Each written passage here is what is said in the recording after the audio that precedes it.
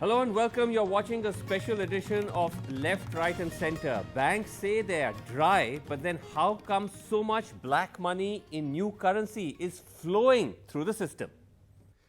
Right, so demonetization was supposed to be a massive blow to hoarded black cash.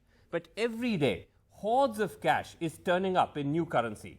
Tanima Biswas and Harish Upadhyay report from Bangalore and from Delhi on how bank officials and middlemen may be part of this great Indian whitewash. And what has been caught may only be the tip of the iceberg. In Karnataka, rupees 93 lakhs. In Vadodara, rupees 19 lakhs. In Madhya Pradesh, rupees 15 lakhs. The big question, how is new black money coming out of the system when on the surface banks and ATMs are dry? The key are a wide network of middlemen laundering old cash for new. In Bengaluru, the Enforcement Directorate arrested 8 people and seized 93 lakh rupees in new currency after raids at multiple locations in Karnataka over the weekend.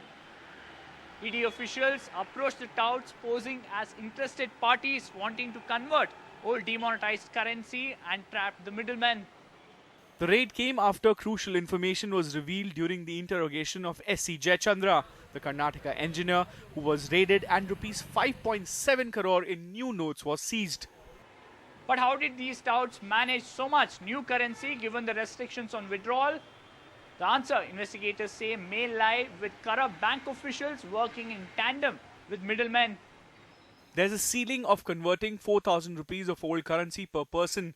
Each person who converts has to produce an ID proof.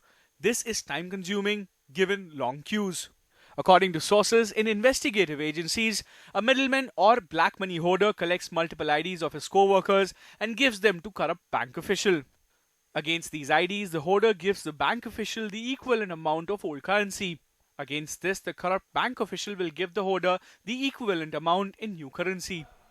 The arrest of a RBI functionary in Karnataka further suggests that even the RBI, meant to supply cash to banks, might be complicit, at least in its lower rungs. K. Michael, a junior functionary of the RBI, was arrested from a branch of the State Bank of Mysore for allegedly helping convert more than 1 crore 51 lakhs. Agencies told us that they have placed informers at crucial locations to track the movement of high denomination currency. Once the currency is seized, they look for this serial number. This number leads them to the bank from where these notes were issued. Also, CCTV footage is being scanned for high-value transaction, especially in places like a jewelry shop. But at the end of the day, while the seizures make for sensational images, they are only a small fraction of total new cash in system. Of the 4.3 lakh crore rupees dispersed by banks, tax authorities have found only 1,500 crores to be unaccounted wealth, which is less than 0.5% of the total amount dispersed. With Sandeep Phukan and Harish Upadhyay, Tanima Biswas for NDTV. Right, so joining me to debate this, I'm joined by a very special panel. We will be going across to the MD of the State Bank of India, which is one of India's biggest banks, very shortly. But also joining me is GVL Narasimha Rao of the BJP, Mr. Ajay Kumar, spokesperson of the Congress. Also with us here in our studios is Mr. B.M. Singh, former chairman of the Central Board of Direct Taxes. And also joining us is Professor Arun Kumar, an economist and someone who has closely studied the black economy in India. But first, let me go across to Mr. Rajneesh Kumar, who's the MD of the State Bank of India, India's biggest bank. I spoke to him earlier, and I began by asking him that how is it possible that without the complicity of banks, so much cash, so much new currency is flowing into the system? Somewhere there is a process gap which has been taken advantage of by some miscreants. But the one thing which I would like to mention here through your television channel, that we have to look everything in the proper perspective. I will give you example of State Bank of India, because for State Bank of India I have the data, statistics and how it is operating. So in 30 days or 31 days of this demonetization, we have handled 31 crore payment transaction, which gives an average of more than a crore daily. if you account for the holidays. And the amount which has been disbursed by us is in the range of 1,40,000 crore. So, Mr. Kumar, are you saying that this question about the complicity of banks in the potential facilitation of black money is there, but it's a very small fraction compared to the huge amount that's already been disbursed? That is a point to be examined and considered, because out of one, if entire banking system, and when the monetary policy announcement was made on 7th, the figure for the currency distributed to the public given by RBI was about 4,30,000 crore, somewhere near. So what I am saying is that was, I am not defending anyone. So that is, you take it for sure from me, that in the financial system, integrity of the financial system is of paramount importance. I can tell you that when we used to do manual transactions, for 1 rupee difference, we used to spend 8 to 10 days or 15 days till such time that 1 rupee was found. So, bank officials have been arrested in the case of Axis and HDFC. What about SBI? Have any of your own officials been caught trying to launder money? No, there have been sporadic instances, and about 16 cases which came to our knowledge, and whether through it is whistleblowing or caught during our reconciliation process, and all the 16 cases, it has resulted into suspension, initiating of departmental action, filing of suspicion transaction report, filing of FIR with the police, and reporting of a suspected fraud to Reserve Bank of India. So our guidelines and our method and our message is very, very clear. So it is a series of action. Even if, as I said, if I found a discrepancy of 50,000 rupees, these are the 6 actions which will be taken and are being taken. Mr. Kumar, in the end though, do explain to us that when you say it's only a small fraction, the fact is that when you go to the banks, you don't get enough cash. The banks say that they're dry, the ATMs have run out of cash, but yet so much cash is actually coming out of the banks. How is this possible? How is this actually working? It can happen only through exchange, no other way. If it has been deposited in the account, it will be accounted for. And exchange was, you know, that it was for some time 4,000 rupees and later on 2,000 rupees. So it means that a bank employee or whoever it is has not followed those instructions of exchanging and might have exchanged a larger amount, and that would result in excess of SBNs. It will not tally with what has happened on the counters of the bank, and corresponding amount, the new currency notes would be short. But it is not, it is very, very possible, not only possible, it can be found out very easily that who has done this and where it has happened. Okay, so Rajneesh Kumar, they're saying that he does not condone any kind of fraud, but that overall, compared to the scale of transactions, the volume of transactions, it's only a small percentage. GVL Narasimha Rao, if I can begin with you, the impression given was that this demonetization is going to put an end to this kind of hoarded black cash. But we see it turning up everywhere. We see it turning up with politicians, we see it turning up with terrorists, we see it turning up with these middlemen and brokers. Was this then not an effective way of targeting black cash? No, Srinivasan, I would certainly want to correct you on the back of the terrorists, the Naxals has been broken in a very, very effective manner. If you find a couple of notes, 2,000 rupee notes on some terrorists, you cannot say they have a large amount of cash. Okay. So certainly the terrorists and the criminal elements in the system have certainly paid a heavy price because of this. But we are still seeing terrorist strikes.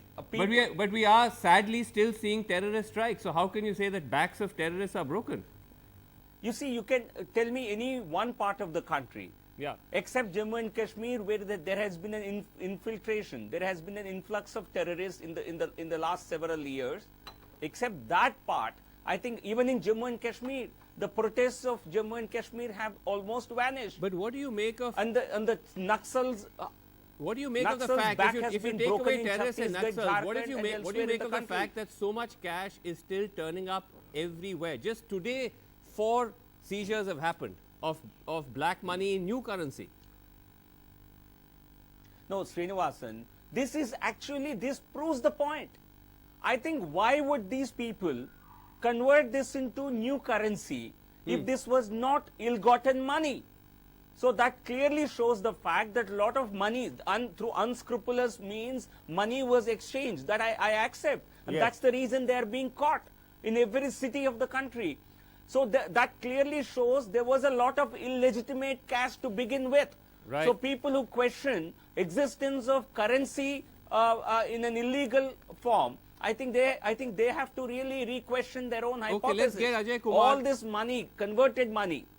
Let's get Ajay Kumar to respond to that. Ajay Kumar, Mr. Chidambaram today said that this entire demonetization is a scam. What GVL Narasimha Rao is saying is that the fact that all this money, all this cash that's being seized is proof that this validates their argument, and that those who are questioning it are the real scamsters. The first question, I think this is the biggest scam for the simple reason being that now the government itself is expecting 15 lakh crores to come back. Right. And now, if you look at it, whether it was a UPA time, Srinivas, there was 1,35,000 crores of black money which was unraveled. BJP says that they have done it in their 2.5 years, 1 lakh crore, 25,000, 1,25,000 crores of black money. That could have done it in a better way. Why put the whole country through this kind of nightmare? Why continuously fool the nation saying that it is action against black money? Because if 15 lakh crores, as of now there's approximately 13 lakh crores is back into the system, is most probably likely to touch 15 lakh crores.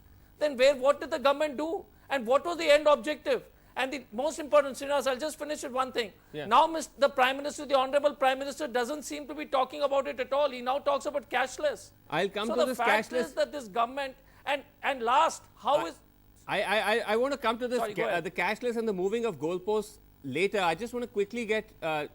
Narasimha Rao to react to that if almost all of the banned cash, all of the cash that has been demonetized, GVL comes back into the system as Ajay Kumar just pointed out, then where's the achievement? How have you managed to get rid of black money? There are a lot of contradictory statements being made. Let me clarify. Let me raise these controversial, contradictory statements. Number one, the money that is being seized today is the money that was converted through the banking system, but that has not become white.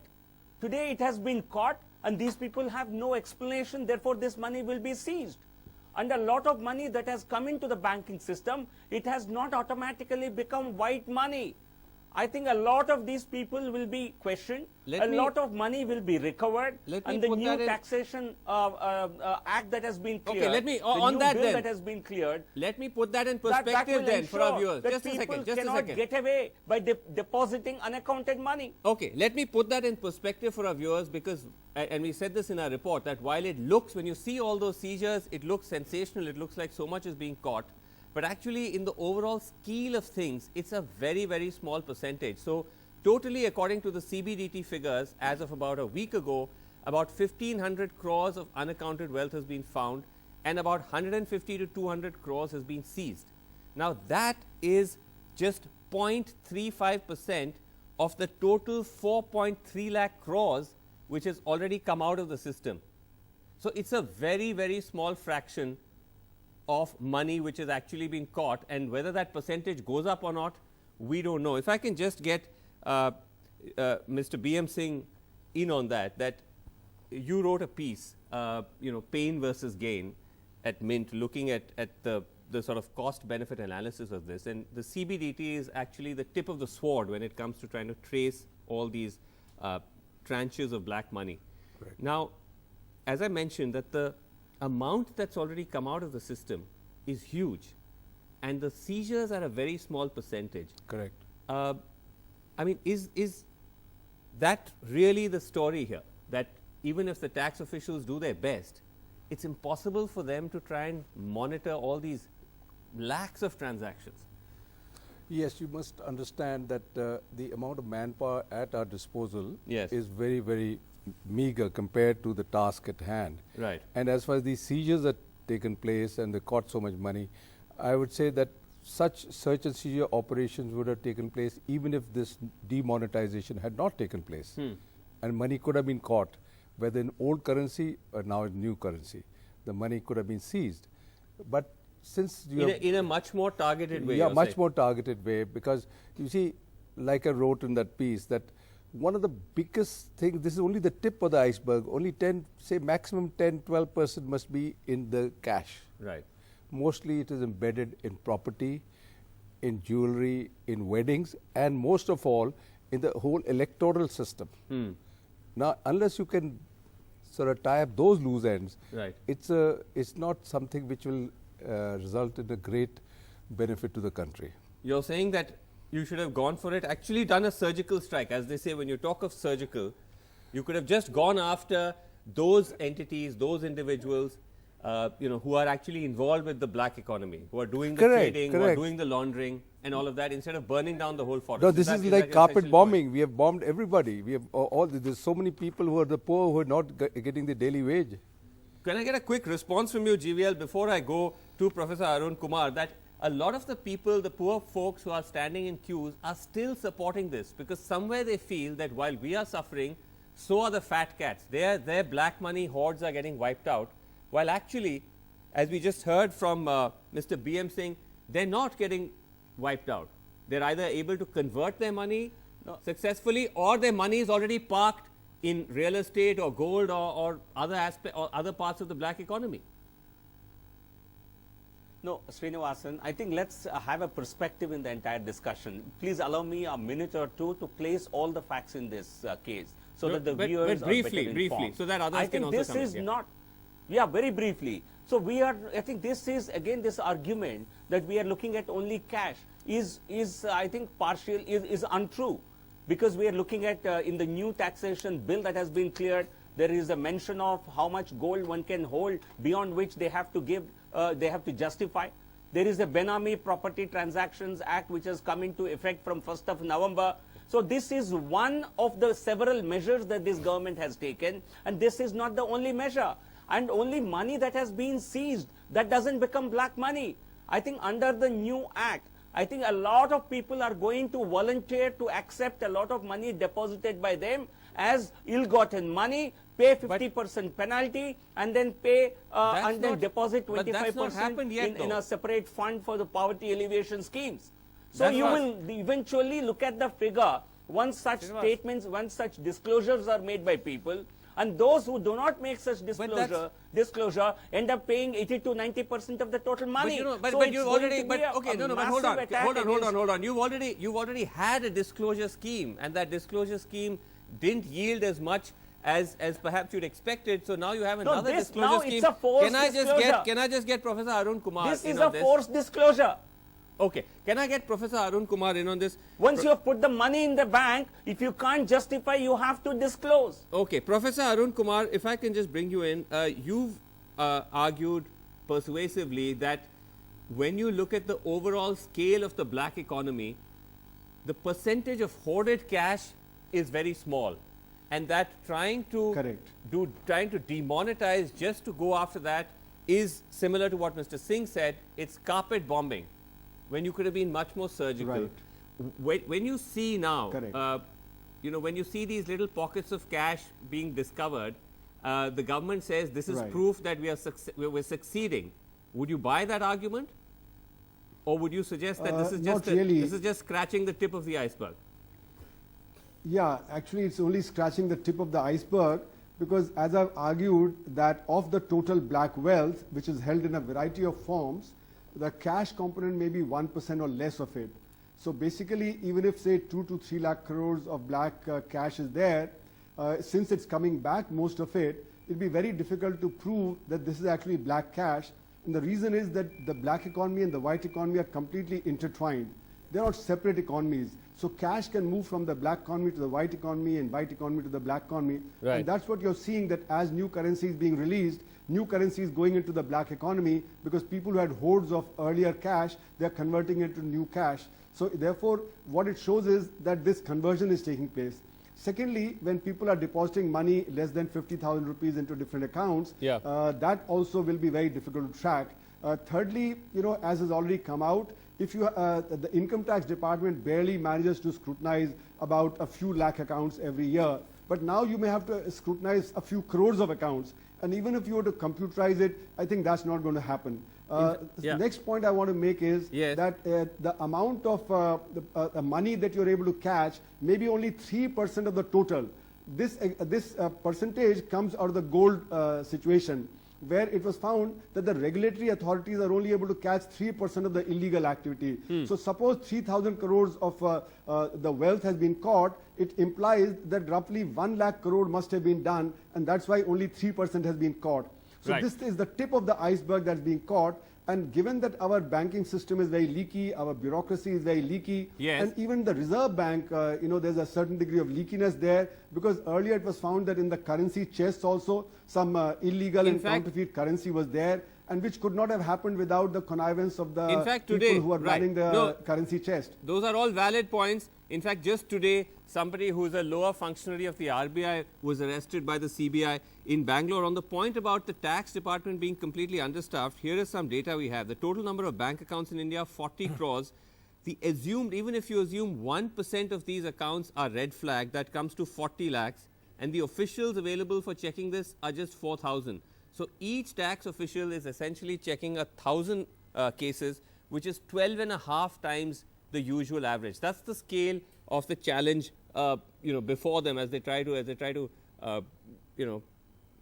chip away at the supposed wrongdoing. But I just want to bring in Ajay Kumar of the Congress in here once again. The BJP is saying, Ajay Kumar, that quite apart from the question of facts, that when it comes to the politics of it, the Congress questioning this move is simply because of the fact that any talk of corruption, any talk of unearthing of black money just makes you uncomfortable. Srinivas, the Bharatiya Janata Party, as the rule of Mr. Modi progresses, right now we heard Kiran Rijiju's scam, right from the Reddy brothers' marriage, and what's most interesting, look at it. All the major the only political guys who have been caught with huge amounts of cash, whether it's the Yuva Morcha guy of BJP in Tamil Nadu, whether it's Manish Sharma in West Bengal, whether it is the minister in Maharashtra, whether it is the son-in-law of the Nagaland MP, all are Bharatiya Janata Party. Well, the interesting part, and the interesting part, I wouldn't be so quick to point fingers, because at the end of the day, in Karnataka also will come to that. But one sec, GVL, can I complete? Srinivas, the interesting part is the BJP in the past. Why doesn't Mr. Modi make it open the amount of money and transaction which has happened in the RSS and BJP in the past 1 year? 18 areas, districts in Orissa land was bought in the past post demonetization. BR has had it. So the greatest money laundering scheme. Let Narasimha Rao respond to this. Can I complete, Rao sir? These are points which have been made before as well, but let GVL Narasimha Rao respond to this quickly. No, but go ahead, GVL. My point. Give me 30 seconds on that. No, let him respond. Let him respond. One second. The question again is, I think we have been, as a political party, one second, Mr. Rao, can I complete, sir? I didn't interrupt you. We have been. No, let him respond. Let him respond, Ajay. You've not had a chance. I mean, you've spoken at some length. Let him respond. Okay. Go ahead, GVL. No, we have answered repeatedly. As a policy, for the last 1.5 years, we've been acquiring offices for our own party in different districts of the country. This has been done with money which the BJP has by way of donations. Nothing. We haven't acquired property the way Congress leadership has done. But what about the fact that you do have people affiliated with the... What about the fact, we are buying property that there are people affiliated with the BJP who have been also found with these stashes of cash, which suggests, and this is not just targeting the BJP, but it suggests that those who have influence and those who have clout have found a way of managing to get the cash and launder it and take it out of the system. That's the whole problem. Yeah. Srinivasan, let me make it plainly clear.